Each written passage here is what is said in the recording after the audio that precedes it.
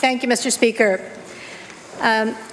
Mr. Speaker, pursuant to the notice of motion given by me on September 22, 2017, and the rules and forms of procedure of the House of Assembly, I have the honour, by command, to present a message from His Honour, the Lieutenant Governor of the Province of Nova Scotia, relating to the estimates of sums required for the service of the province for the fiscal year ending March 31, 2018, which is, I hereby transmit estimates of sums required for the public service of the province for the year ending March 31, 2018, and in accordance with the Constitution Act 1867, recommend them, together with the budget addressed by my Minister of Finance and Treasury Board, and any resolutions or bills necessary or advisable to approve the estimates and implement the budget measures to the House of Assembly, signed Arthur J. LeBlanc, Lieutenant Governor, September 25, 2017. Mr. Speaker,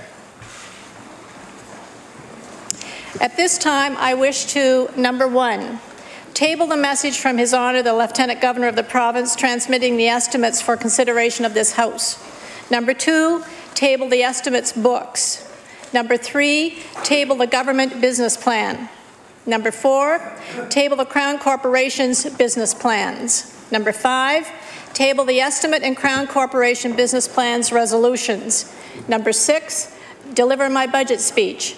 And number seven, move that the estimates of sums required for the service of the province of the fiscal year ending March 31, 2018, being supplied to be granted to Her Majesty, and the Crown Corporation business plans be referred to the Committee of the Whole House on Supply. There you go.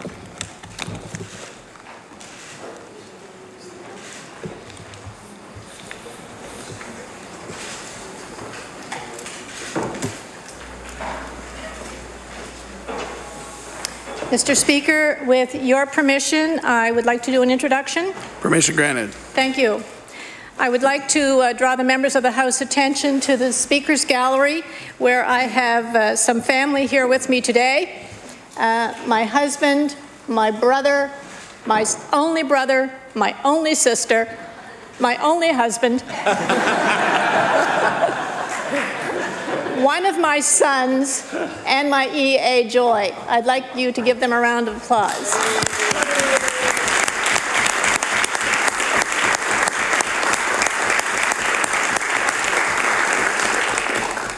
There are also two other guests in the Speaker's Gallery. I will be referencing them and speaking about them in my speech, but I would like to welcome them, Frank Davies and Tarek El-Kahagali, who have joined us here, and you will be hearing more about them in the speech. So welcome to the House.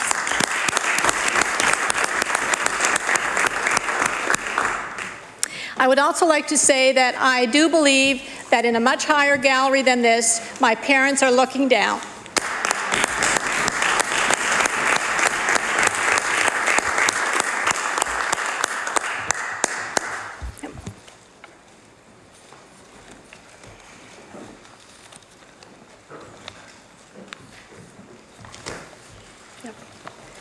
Mr. Speaker, this is the first budget of our government's second mandate.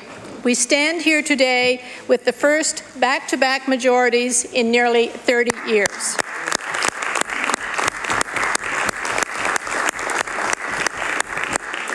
We are here as government because Nova Scotians want to continue to work with us to build a stronger province, not just for today's families, but for future generations. It starts with our own fiscal health. We have laid out a clear, reasonable, and sustainable fiscal plan. We have stuck to that plan, and we are making progress. Today, I am honoured to table this government's second balanced budget, which is projecting a surplus of $131.6 million with a positive net position of $21.3 million.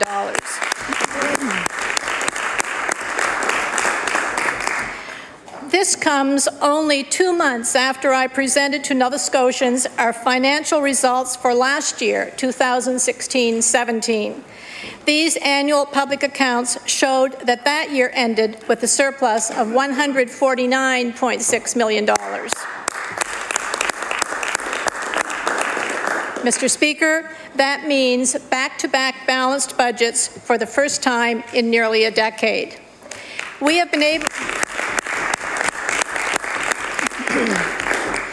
been able to achieve this by controlling expenses and focusing on the priorities of Nova Scotians. We have made key investments in communities across the province, but we have also made some difficult but necessary decisions to live within our means.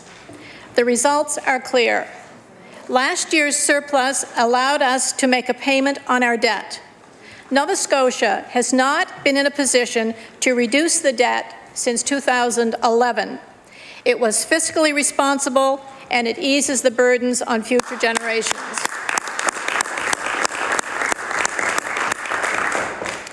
Our net debt to GDP was reduced to 36.3%. This budget estimates a further reduction to 35.5%. Mr. Speaker, we are trending in the right direction to meet the One Nova Scotia goal of reducing net debt to GDP to 30% by 2024. Today, we are in a stronger position to continue to invest in and to expand new opportunities for economic growth, to support existing businesses, and to provide services in health care and education, and for those who need it the most.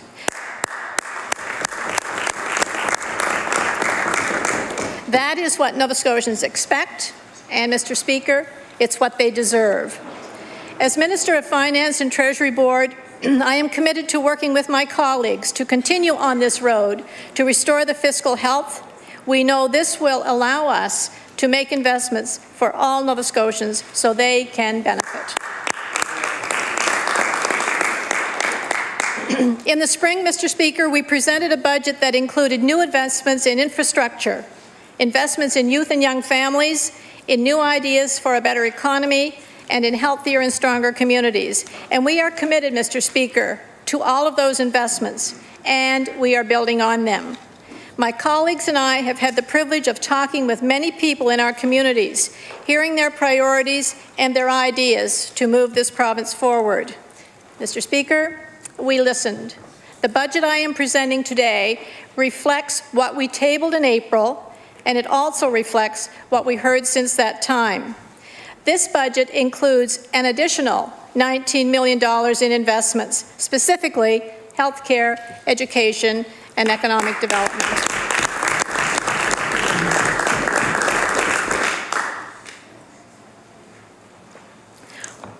Mr. Speaker, health care continues to be our largest priority and our largest area of investment. We estimate spending $4.2 billion on health care this year. In addition to the initiatives we announced in the spring, we are adding more resources to improve the services and programs that matter most to Nova Scotia families. Nova Scotians want a health care system that will work for them. They want it to be available when and where they need it the most, and they want more timely access to primary care and to family doctors. They want shorter wait times for surgeries, and they want better access to mental health services. This budget, Mr. Speaker, invests in each of those.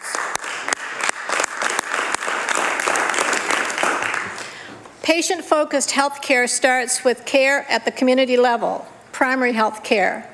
This budget invests $9.6 million more than last year to ensure more people across the province have better access to primary health care through collaborative teams.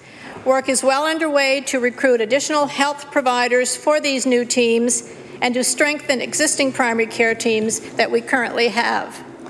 With those expanded teams in place, Nova Scotians will have the timely access to a family doctor, a nurse practitioner, or another collaborative health care team member, such as family practice nurse, mental health clinician, social worker, or dietitian.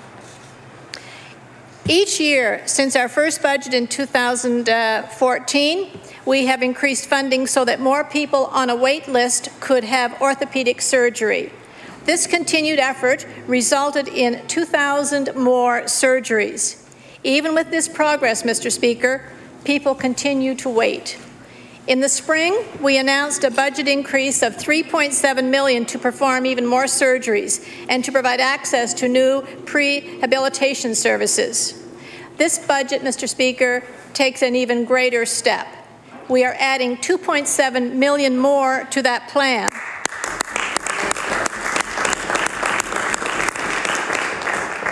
Mr. Speaker, this gives us a total annual increase of $6.4 million this year, and the Health Authority will hire more surgeons, more anesthesists, and more healthcare professionals at the province's 4 orthopedic assessment centres.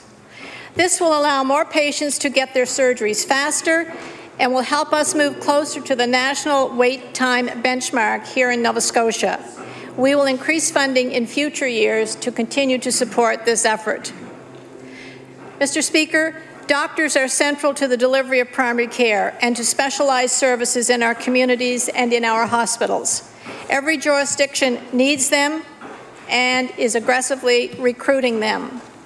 Part of our recruitment plan, Mr. Speaker, includes our partnership with Dalhousie Medical School and with the many doctors and healthcare teams who supervise residents and doctors in training. In the spring, we committed to adding 10 new seats to the Dalhousie Family Medicine Residency Program.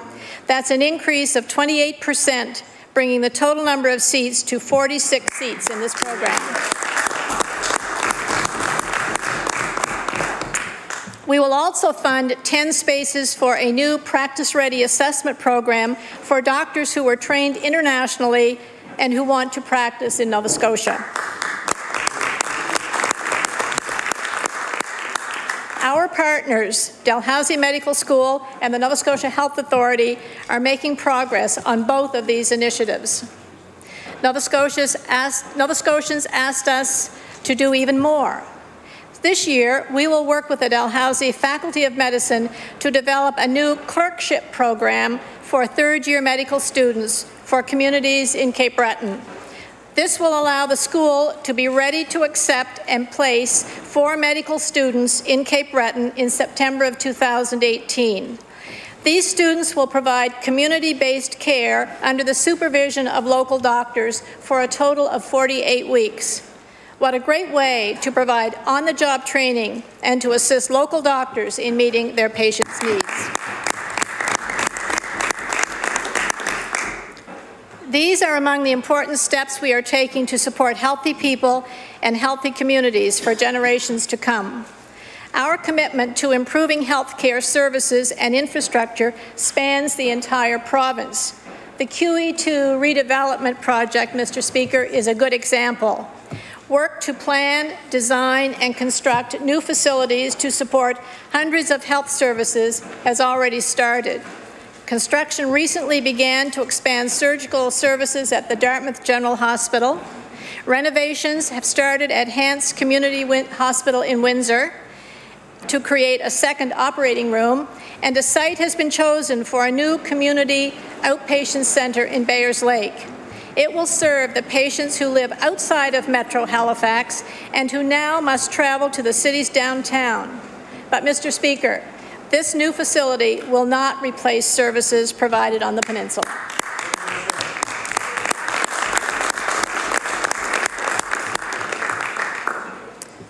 Mr. Speaker, sadly, nearly every Nova Scotia family has been touched by cancer. There continues to be advances in treatments, yet the financial burden can be overwhelming for some. Government is committing more than $2 million per year over the next 3 years that will provide financial relief and peace of mind to Nova Scotians requiring take-home cancer therapies. We will work with Cancer Care Nova Scotia to fully develop the program to ensure that no one pays more than 4% of their net income for cancer medications taken at home. And at the same time, Mr. Speaker, we will continue to work with our colleagues in the other Atlantic provinces for a long-term solution.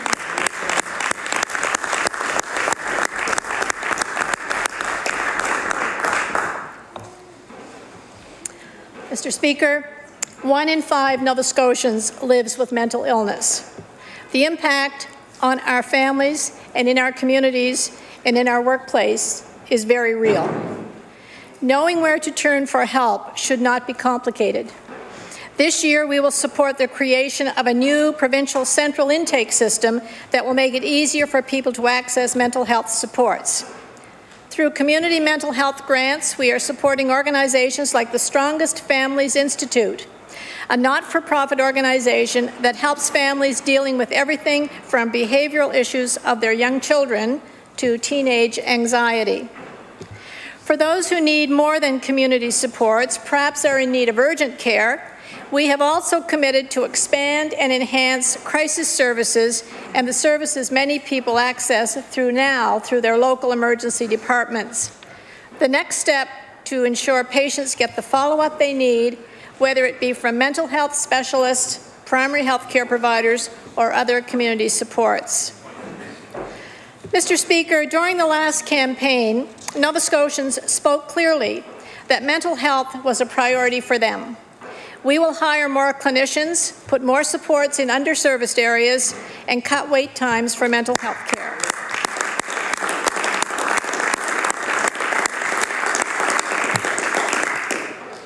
Mr. Speaker, experts tell us just how important it is to start treatment for mental illness early. We will invest $12.9 million over the next 4 years in youth mental health and addiction services, $1.8 million this year, followed by an increase to $3.7 million in each of the next 3 years.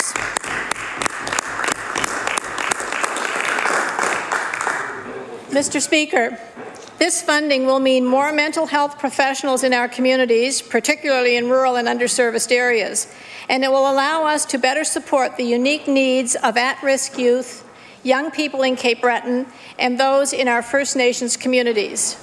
This commitment also includes more funding for Kids Help Phone or for more services. Those services, Mr. Speaker, are growing in demand and in use. Mr. Speaker, opioid use and misuse is a growing concern across Canada. And we know there are many Nova Scotians using opioids and looking for treatment options. We hear it from the front lines and we hear it from the families. Because of what we've heard, we have more than doubled the funding that will be made available to fight opioid addiction.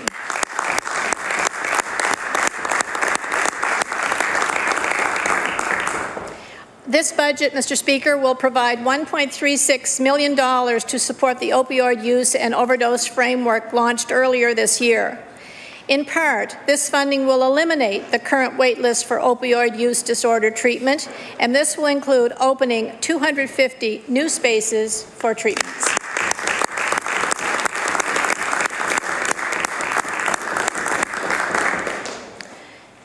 An investment in education is an investment in future generations of Nova Scotians. Mr. Speaker, this year we estimate spending $1.3 billion in education and early childhood development. This fall begins the first year of a 4-year rollout of our pre-primary program, providing free, full-day programming for 4-year-olds.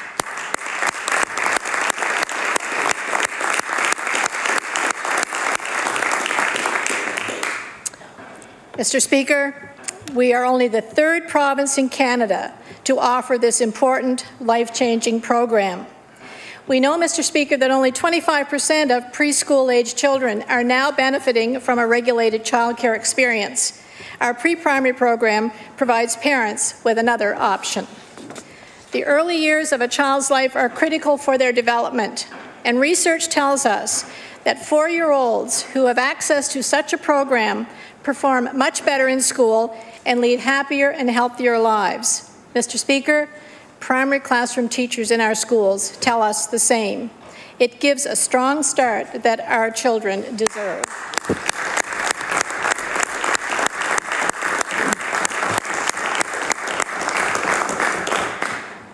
Early education expert Margaret McCain has said our Nova Scotia plan will be an important foundation for a lifetime of learning.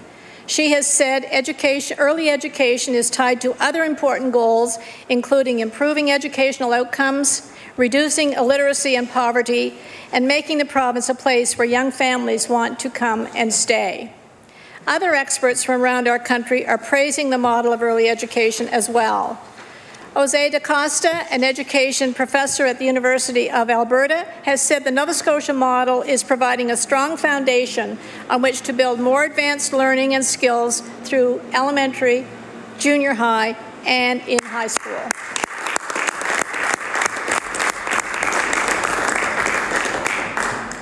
Jessica Wollstonholm from Sydney Mines, Cape Breton, is a mother of 4 with 3 children in early learning centres programs.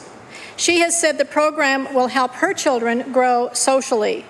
She has also said how wonderful it is for children to be introduced to the school setting in a play-based way that is not as structured as school.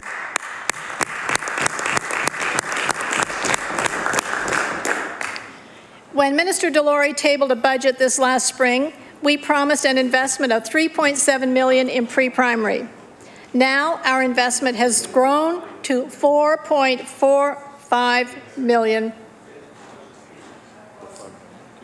$4.45 million, so we could launch more classes in more communities than we had originally planned.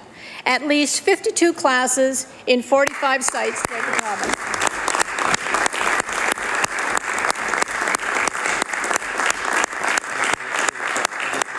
For the first time, more families will have access to this program. It will help their children, while it will save thousands of dollars for families in annual child care costs. Mr. Speaker, we will not stop until every 4-year-old in the province has access to this program.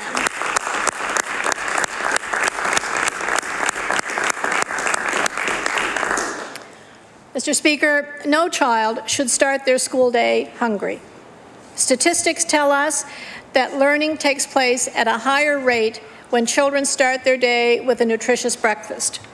An additional $1.1 million for the school breakfast program this year will help Nourish Nova Scotia expand and enhance the existing program to provide a healthy breakfast for every student in the province.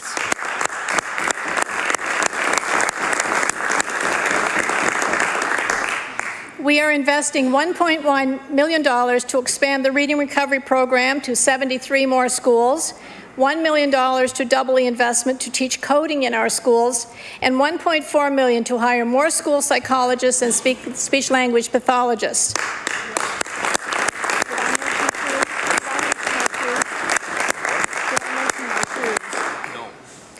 The Commission on Inclusive Education is examining the model of inclusion and has released its interim report.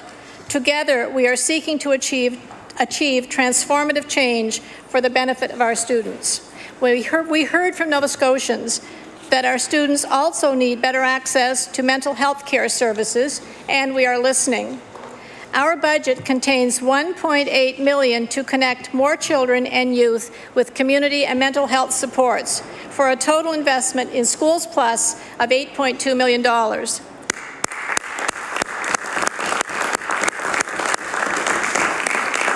Expanding this program, Mr. Speaker, means more mental health clinicians will be hired, and other investments will bring more guidance counselors into the system and cut wait lists for psychological assessments. This is one more step in our plan to make Schools Plus available in every school across the province by 2019.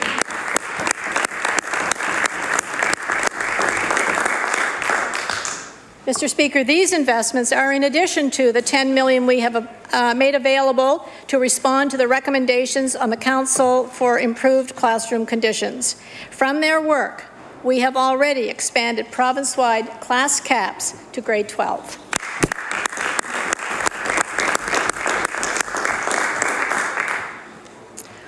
Nova Scotians expect us to pursue new ideas and to grow our economy so that more people can benefit from success. Our economic plan leverages our ocean advantage, builds on our proximity to international markets, recognizes our leadership in post-secondary education, and supports new ideas for traditional and emerging sectors. Our plan starts with our greatest asset, Mr. Speaker, and that's our people.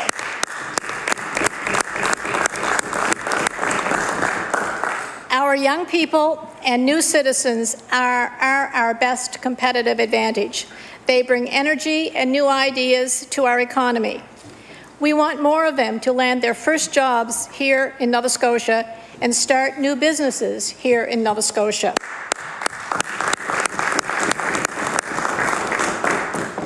Our budget, Mr. Speaker, will increase our investments in the Graduate to Opportunity program. This program has helped 200 Nova Scotian employers hire more than 350 new graduates since it was introduced in 2015. This year, Mr. Speaker, we will add $1.7 million, bringing our total annual investment to $4.9 million.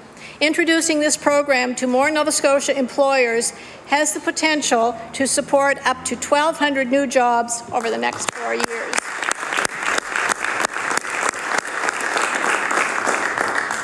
With another $1.7 million, we will create a new program called Innovate to Opportunity. Similar to GTO, this new program will provide a wage subsidy to employers. However, this program will encourage employers to hire recent graduates from master's and PhD programs for research and innovation-focused jobs.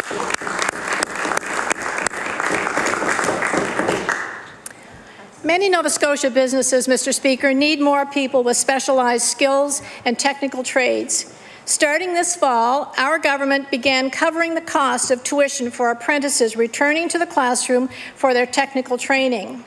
With up to 2,200 apprentices taking their training each year, this $1.3 million annual investment provides them with important financial relief as they continue their education and their training.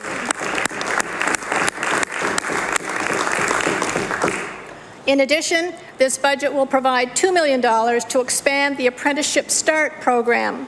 It will support 700 positions across the province. This program supports small and medium-sized businesses in hiring apprentices from underrepresented groups or in rural areas.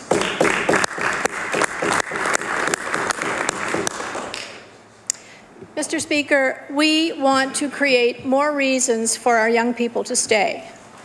Nova Scotia has one of the best student assistance programs in the country. This year, we will build on that by extending loan forgiveness eligibility to 5 years, up from 4. And this can fully eliminate a young person's entire provincial student loan worth up to $40,000.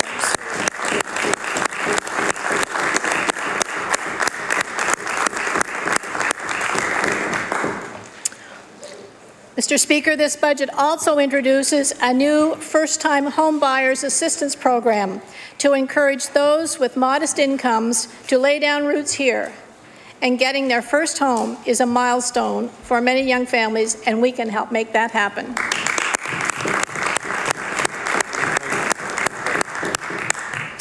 We also, Mr. Speaker, want to continue pressing ahead to attract new citizens to our province.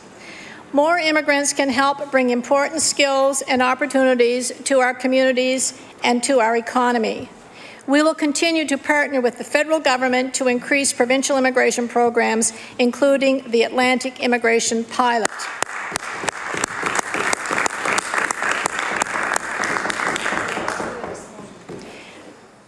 When the right conditions are in place, Mr. Speaker, newcomers are better able to settle into their new communities and workplaces and start their lives here. Government is a willing and able partner. Mr. Speaker, recently I learned about the 2 people who are in the gallery, the Speaker's gallery here, Tarek, as a recent immigrant from Iraq who had lived 25 years, has over 25 years in a trades experience. And he is here today with his employer, Frank Davies. Tarek was among a group of new immigrants who came to the province with varying degrees of experience in the trades. Working with the Nova Scotia Apprenticeship Agency and the Immigration Services Association of Nova Scotia, this group was assessed for their language skills and provided with occupational and safety training. They were matched with employers for a 12-week on-the-job skills assessment, for which the employers received a wage subsidy. Now, 11 of those 15 who started the program have become registered apprentices and are working towards their Red Seal.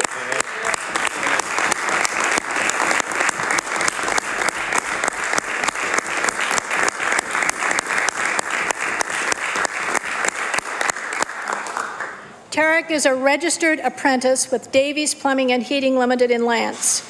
He has said he is happy to be able to work as a plumber again, a trade that has been in his family for generations.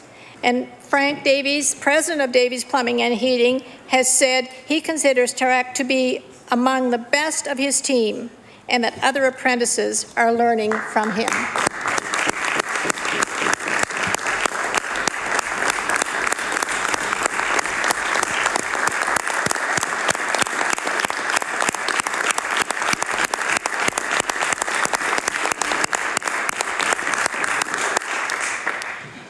As part of his apprenticeship journey, he is enrolled in his Level 1 technical training at the Nova Scotia Community College, which is now tuition-free because of our budget investment this year.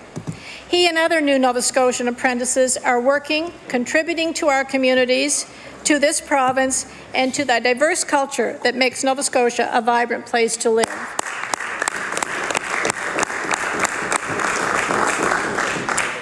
This is a great example, Mr. Speaker, of the success that can come when community and government come together.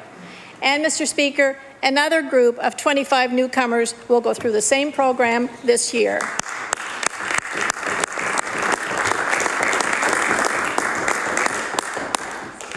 Success in the private sector will mean more jobs for our young people and greater benefits for Nova Scotians. That is why we will make strategic investments to support economic growth in this province. Nova Scotia's fish and seafood sector provides quality jobs and economic opportunities for our people and for our coastal communities. The value of our seafood exports is growing, having reached $1.8 billion last year.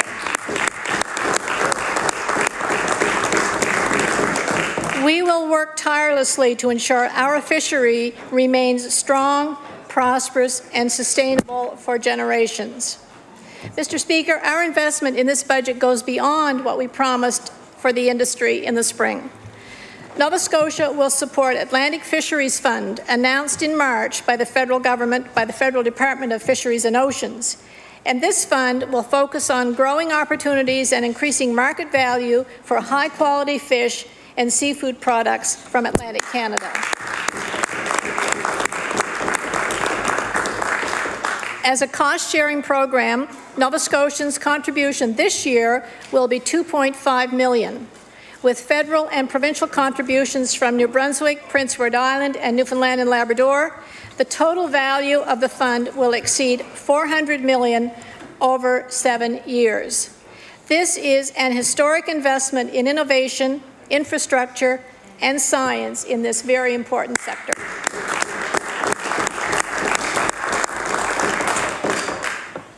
Mr. Speaker, the Centre for Ocean Ventures and Entrepreneurship, known as COVE, will house ocean business startups and small and medium enterprises. It is a site for ocean technology, innovation, and commercialization. It is on schedule to open in spring 2018, and this budget will provide $10.7 million for its capital and operating funding for this year.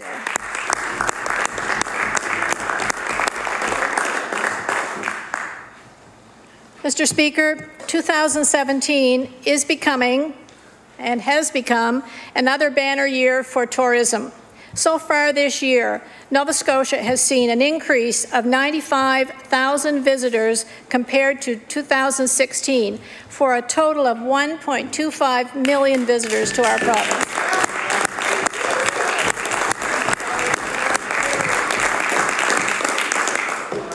With this increase, Mr. Speaker, the preliminary estimate for tourism revenues through July 2017 is $1.4 billion. Up from $1.3 billion last year.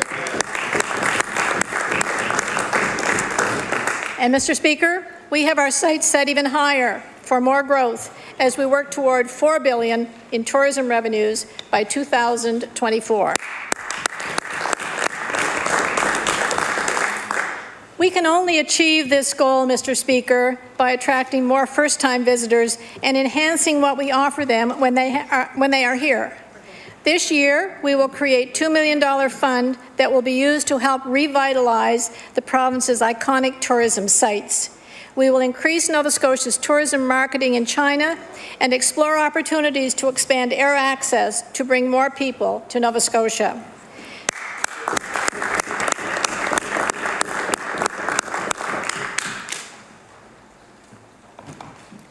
If we want a strong and thriving ocean sector, Mr. Speaker, tourism, industry, and economy together, we need to protect the environment that they depend on. Mr. Speaker, Nova Scotia is recognized as a national leader in fighting climate change. We have introduced renewable energy sources to the grid, such as wind and hydro, and we have made significant investments in energy efficiency programming. We are supporting further innovation in our renewable projects and technologies. Over the next year, we will develop a cap-and-trade program that will achieve even further greenhouse gas reductions while protecting the pocketbooks of Nova Scotians.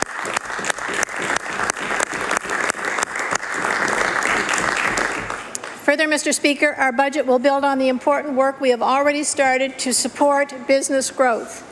This includes expanding rural internet access, continuing with our ambitious highway plan, introducing business navigators, reducing red tape, and reducing taxes for small business.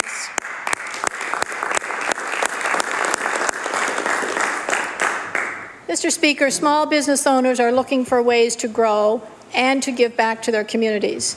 And to help them, we will reduce their taxes by $14.1 million.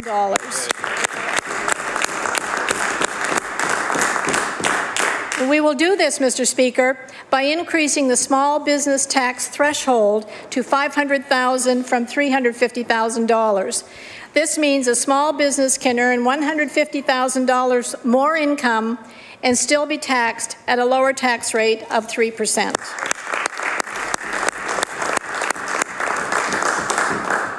In the past 2 years, government has cut red tape to help restaurants, local wineries, farmers, apprentices, and many businesses in other sectors. We have set a target to further reduce red tape by $25 million and have been meeting with business owners to get their ideas. This input will be added to the work already underway to achieve that target, which will help support business with their startup and their growth.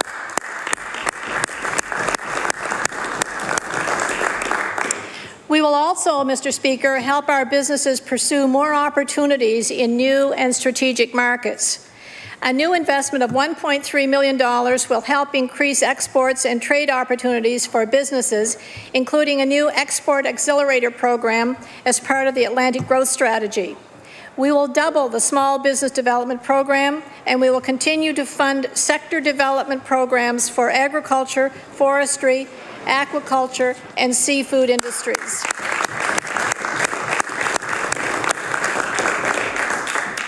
Through our province's first comprehensive culture action plan, we are also investing $2.1 million to support our artists, musicians, publishers, and other creative workers to drive exports and create our own economy.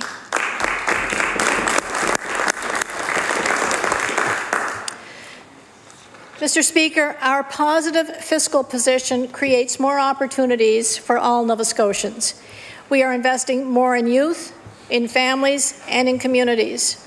In 2014, Mr. Speaker, we said we would start reforming our tax system once we could afford it. Now that we are at that point, Mr. Speaker, we are cutting income taxes by increasing the tax-free basic personal amount by up to $3,000 for those with taxable incomes under $75,000.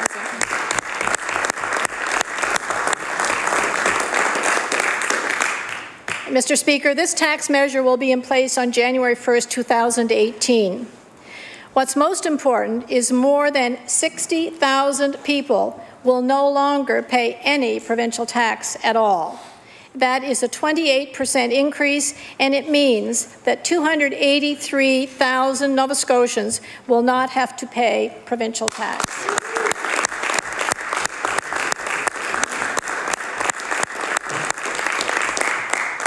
Mr. Speaker, this is more money staying in the pockets of recent graduates, of low-income and retired Nova Scotians, of single parents, of working families, and of small business owners.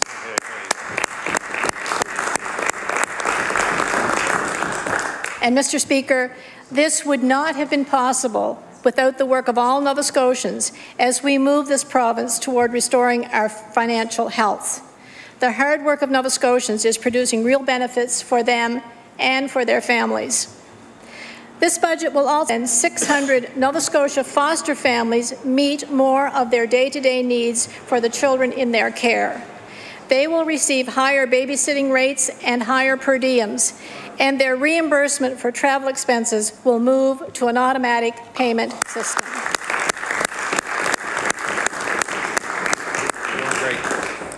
Mr. Speaker, this government has made home care a priority.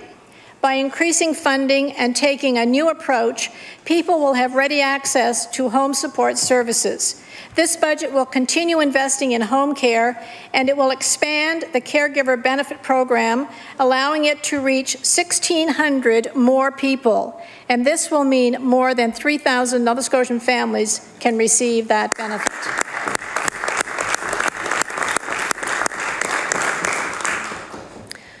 Today, Mr. Speaker, we can fund more resources and support for families with children with autism.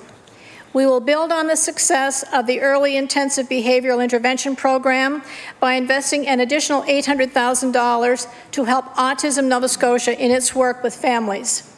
The funding will be used to implement the Social ABCs program, which will provide supports to children who have not yet entered the EIBI program. And this funding will also support families through regional autism resource centres around the province.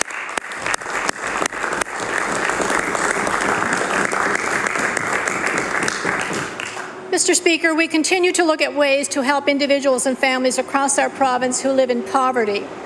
A $2 million investment this year will kickstart a 4-year, $20 million plan that will identify and implement new approaches to help address this very important issue.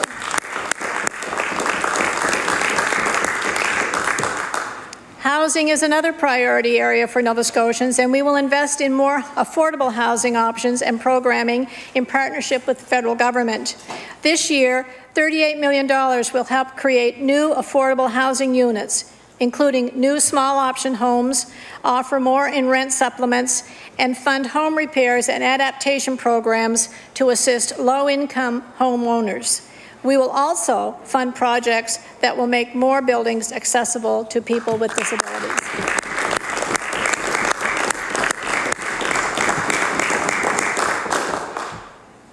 This budget, Mr. Speaker, will support SHIFT, our action plan for an aging population.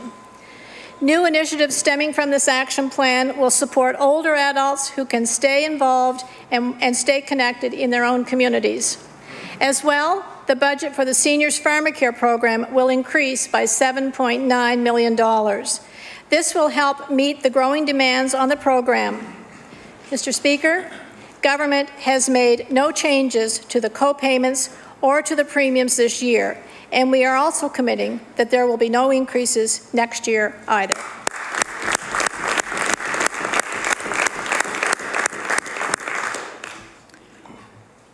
Mr. Speaker, this fall, more people will be able to receive help with the cost of heating their homes. Government is increasing the income threshold for a heating assistance rebate program for individuals and families. These changes will allow an additional 5,000 households across the province to be eligible for that support.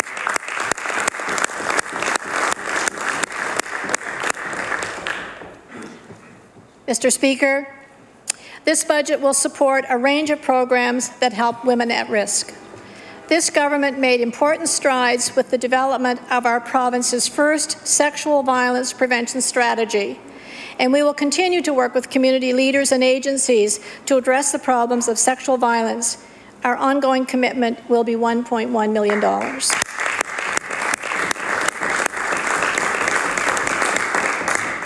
In addition, Mr. Speaker, we are increasing resources to Nova Scotia's legal aid, hiring 2 sexual assault prosecutors and investing more to strengthen enforcement of court-order spousal and child support payments owed to our families.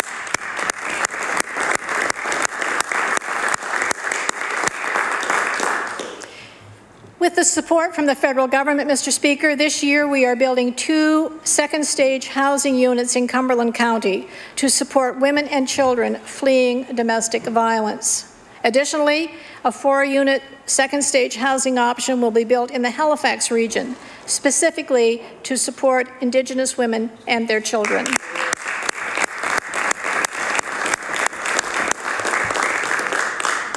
Mr. Speaker, we will also expand the Domestic Violence Court to the Halifax region and make permanent the Domestic Violence Court first piloted in Sydney.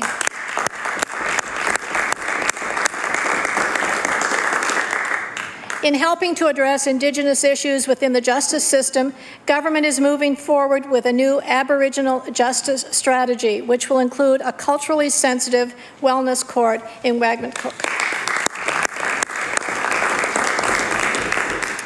As the national inquiry into missing and murdered Indigenous women and girls gets underway, Mr. Speaker, government will ensure support is available to assist individuals who become involved in the process. 3 community outreach specialists who have experience in dealing with trauma will be hired to provide cultural support to those families and community members who may need it.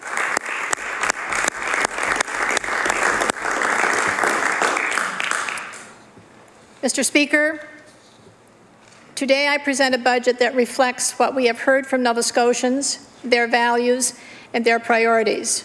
It invests in our businesses and in creating the conditions for economic growth and success. Mr. Speaker, the fiscal health of our province has improved. We are on a path to achieving ongoing financial sustainability. This has allowed us to continue to support economic growth, preserve financial capacity, make strategic investments, and provide the services and supports Nova Scotians expect and deserve. Mr. Speaker, I'm proud to be part of a government that has demonstrated that it cares. Mr. Speaker, we want all Nova Scotians to see themselves as part of the success of this great province. And before I take my seat, Mr. Speaker, I do want to say that part of a tradition has been that the finance minister purchases new shoes. I don't need any new shoes, but what I did do, I went to a needy family, 2 children in elementary school. They need sneakers, rubber boots, whatever for their feet. So I've set it up for the mother to take those 2 little kids to a shoe store. There's a credit there for them, and they can buy their own shoes. Thank you.